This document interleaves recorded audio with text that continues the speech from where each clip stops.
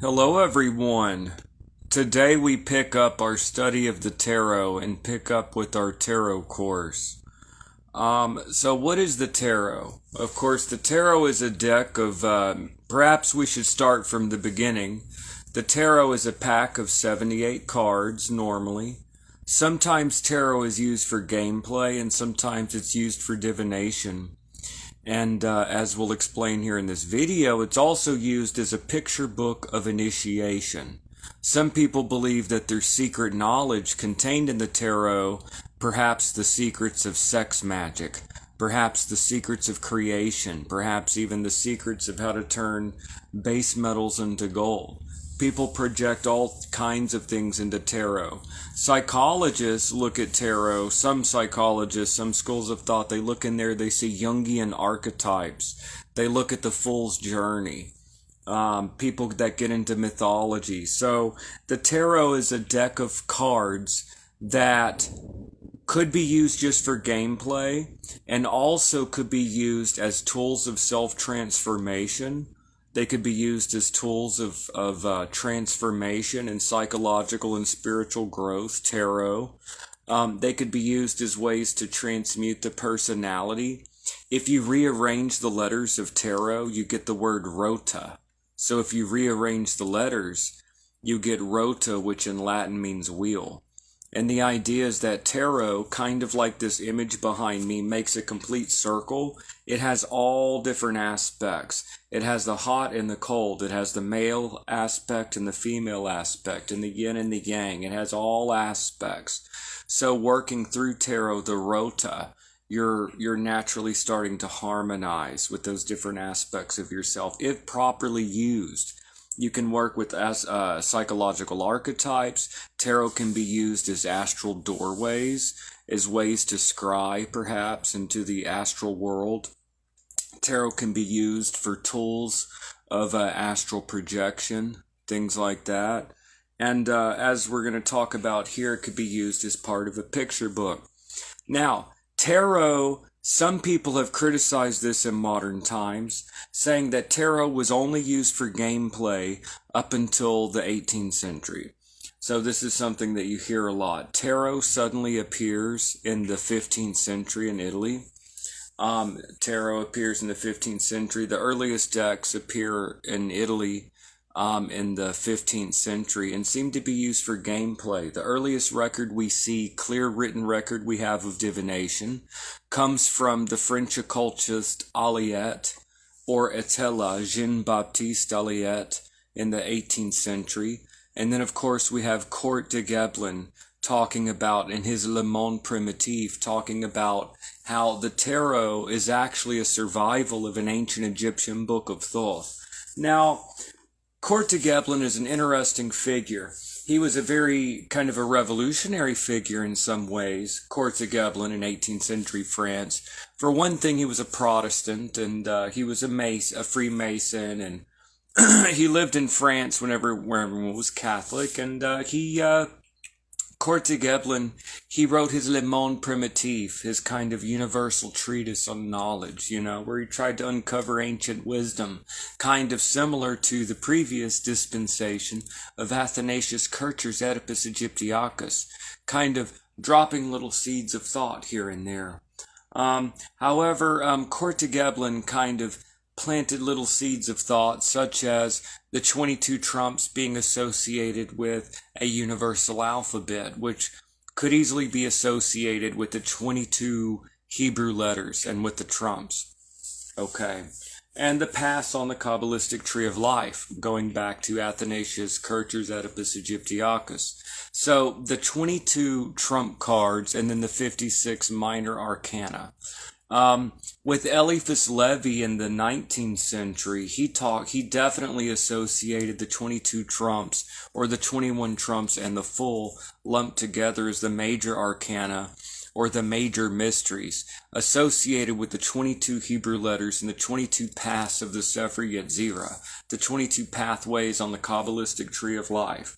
So since the 19th century, very clearly with Levi, after Levi in the French school, Papus, and then, or Gerard and Koss, and the Tarot of the Bohemians, and then we have Oswald Worst Tarot.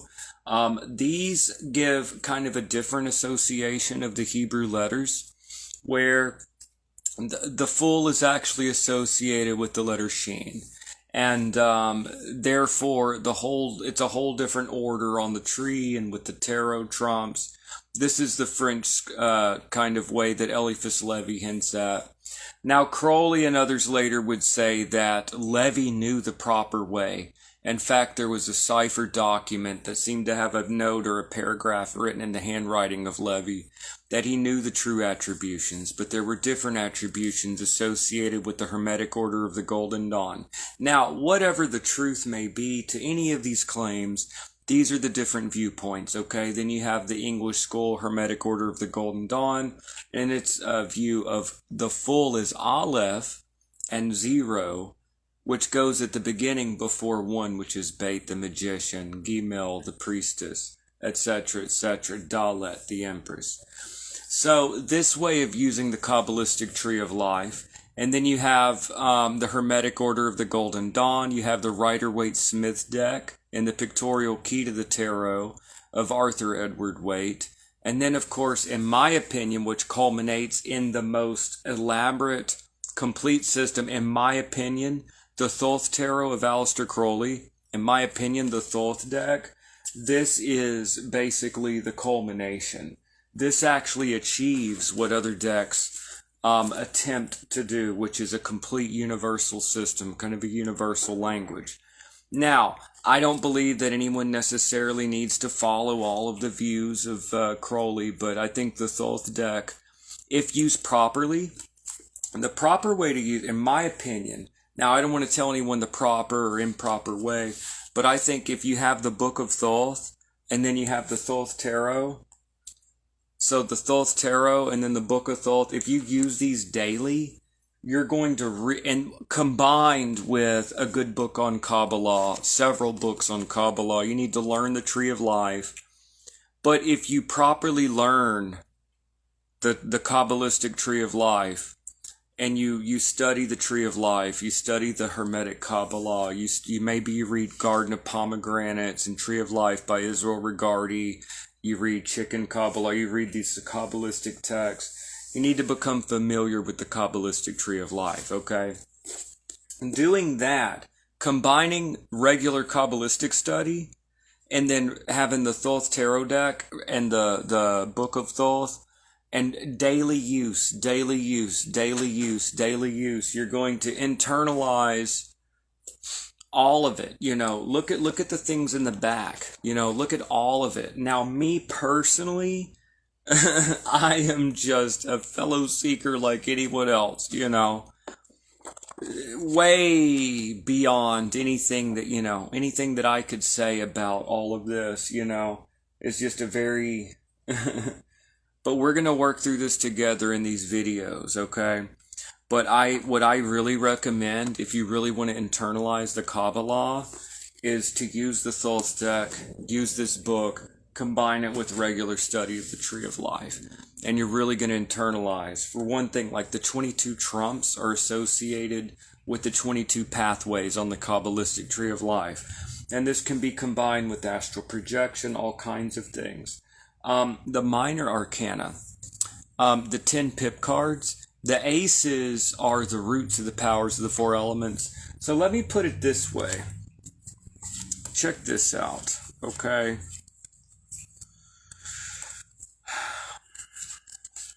I mean, what a beautiful deck. So these are alchemical cards, Whatever you could say about the tarot, this is 13, it's death. It's the dance macabre. And actually, the dance of death symbolism actually goes back to the beginning of tarot because of the Black Plague and all of this. Okay, so the plague and I mean, look how beautiful. What a beautiful. These are things that you really meditate upon. And you always find something new, This is a Kabbalistic picture book. It's a picture book of initiation, if properly used, if you know how to properly use it. And that's kind of what we're going to talk about. Now, at first, I wanted to make this just a Thoth Tarot course. But now, I've really thought about this. Really, this needs to go beyond any one. I think that this is the most developed that you're going to find. There's also a Hermetic Order of the Golden Dawn Tarot. There's different tarot decks out there that could be explored. So many, actually. But this is a really good deck if you want to get into the Western, like, Hermetic Qabalah. Okay? And also, for example, the pips, other than the aces, the 2s through 10s are associated with the deacons. So you have two things. You have the Sephiroth in the 4 worlds and the 4 elements. And then in addition to that, you have the deacons, the 36 deacons. And also, if you throw this onto like a map of the kind of like the Renaissance classical worldview of magic, then you could say that the minor arcana, not to get new agey here, but the minor arcana are the 36 deacons are governed by the 72 angels of the Shemha Mephiresh. So that means that every 2 angels of every deacon, they govern, so the 72 angels of the Shemha Mephiresh govern the 36 deacons. Okay, so each deacon gets 2 Shem angels. The angels are higher up in the hierarchy. Of Agrippa, it's the top, it's the divine world. Second world down is the celestial astrological realm. And then reflected down, so the deacons and the Sephiroth and the 4 worlds and the 4 elements, this is all reflected down into the Tree of Life. Some have even likened, for example, the minor arcana of tarot to like elementals. And if you look at, for example, geomancy and like geomantic intelligences, like geomantic intelligences are the gnomes. Some would say that geomancy is a divination, well, by planetary intelligence, but also by elemental spirits.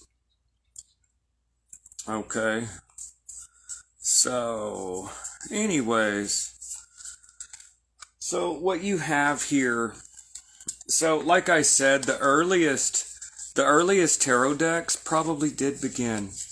Now there's some debate here. Was there did it just get passed along as a silly game? But really the original developers did hide occult things in there. I mean, there's a lot to consider here. Or is it all a coincidence, Did the game just develop? Was it a game that occultists are just like, whoa, we can latch onto this and build something out of it? So whatever the case may be, tarot should stand on its own merits. Whatever the history is, it should stand on its own merits. It doesn't need great antiquity. Okay? So even whether or not this was just a gameplay, from the 18th century forward, it was associated with secret wisdom. At least. Okay, so what we have here, check this out. What we have here are glyphs of the elements. This Ace of Wands, this is fire. Okay, this is the root of the element of fire. Okay, the Ace of Wands, look at the flames and the lightning, and it's... Okay, check this out. This water, this Ace of Cups, that's the Grail. That's the Holy Grail. It's receptive and it's feminine. And you could say that the wand, okay, if you get into like sex magic or take that kind of approach, the wand and the cup could be seen as male and female. Or yang and yin and yang energies, father, mother. And we'd say that Kabbalistically, father, mother, son, daughter, the sun, air, element of air. Now here's a good question for everybody. Hear the diss. People really don't understand how central the tarot really is to Western occult, modern esotericism. Why do I say that? Where's the earliest record of having 4 elemental tools? Having a wand, cup, sword, and dagger? Wand, cup, sword, and dagger. I mean, yeah, we could say there was a Eucharist cup. I mean, not really, not much in the grimoires. And the Key of Solomon, do you see a wand, cup, sword, and dagger? No. You know where the wand, cup, sword, and dagger comes from? The Hermetic Order of the Golden Dawn. And the Hermetic Order of the Golden Dawn got it from the tarot. And then the Hermetic Order of the Golden Dawn influenced modern Wicca and neo-paganism and Thelema, and it all just branched out from there, okay? All the way into, just the four elements. It's just fundamental. And of course, the four elements go back to Agrippa and way back to Empedocles and Greece and all that. But, yeah, I mean, this idea, though, so these are now arcana. These are now mysteries. These are now like a picture book of the mysteries. And these are meditative tools. Through these meditative tools, we can go on inward journeys. And through these tools, we can have self-realization. And this is a Hermetic picture book. Yeah, it's a Hermetic picture book. So, yeah, where was I with that? Father's, mother's son, daughter, where was I? But, yep, so we have fire, and then we have, water, we have air, and then we have earth. So we have the four elements, and these are associated with the four-lettered name of God. Okay, and we have 10 cards, and we have 10 Sephiroth on the Kabbalistic Tree of Life. And then we have 4 court cards.